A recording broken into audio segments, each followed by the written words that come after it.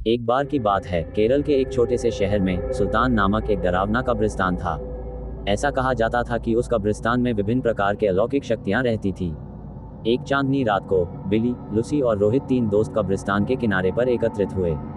अचानक उनको कब्रिस्तान से भयानक फुसफुसाहट की आवाज सुनाई दी। आवाज कहां से आ रही है ये देखने के लिए वे हाथ में टॉर्च लेकर सावधानी से कब्रिस्तान के गेट से अंदर घुसे। जैसे ही वे कब्रिस्तान में दाखिल हुए, हवा तेज चलने लगी। अचानक उन्होंने एक इंसान को एक मकबरे के पास टहलते हुए देखा।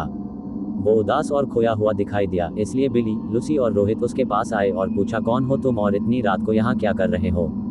तो उसने जवाब दिया कि मैं एक आत्मा हूँ और मेरा नाम अकबर है। अकबर ने उन्हें उस भयानक अभिशाप के बारे में बताया जो इस कब्रिस्तान के सभी आत्माओं को परेशान करता था।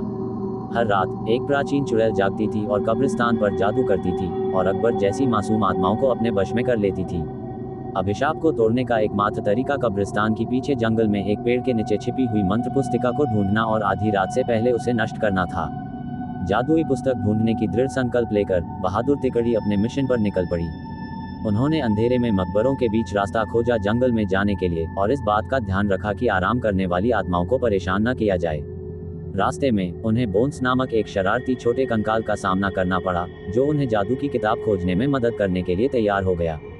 वह कंकाल उन्हें एक पुराने आम के पेड़ के पास ले गई और कहा, इस पेड़ के पत्ते सब अपने पास रख लो। अगर ये पत्ता तुम्हारे पास रहेगा तो वह चुड़ैल तुम्हारा कुछ नहीं बिगाड़ सकती, और ये पत्ता तुम्हें जादुई किताब हासिल करने में मदद करेगा। यह कहकर वह कंकाल वापस कब्रिस्तान की तरफ चला गया। आम के पत्ते को अपने हाथ में लेकर तीन दोस्त जादुई किताब ढूंढने लगे। बहुत ढूंढने के पश्चात जंगल में एक झील के अंदर उन्हें चमकता हुआ कुछ दिखाई दिया। रोहित को तैरना आता था तो उसने झील के अंदर जाकर वह चमकता बॉक्स ले आया। जैसे ही आम के पत्ते को बॉक्स के ऊपर रखा, वैसे ही बॉक्स खुल गया और चमकती जादुई किताब बाहर निकल आई।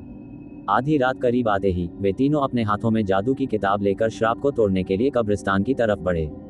कब्रिस्तान में आकर वे किताब को खोले और एक प्राचीन मंत्र का पाठ किया। मंत्र पाठ करते ही जमीन कांपने लगी और कब्रिस्तान में एक तेज रोशनी छा गई।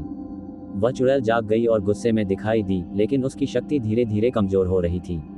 उसने बिली, लूसी और रोहित को जादुई किताब पढ़ने से रोकने के लिए अपनी जादुई शक्ति का प्रयोग किया, लेकिन उन तीनों पर कोई असर नहीं हुआ, क्योंकि तीनों के पास आम के पत्ते थे जो उनकी रक्षा कर रहे थे।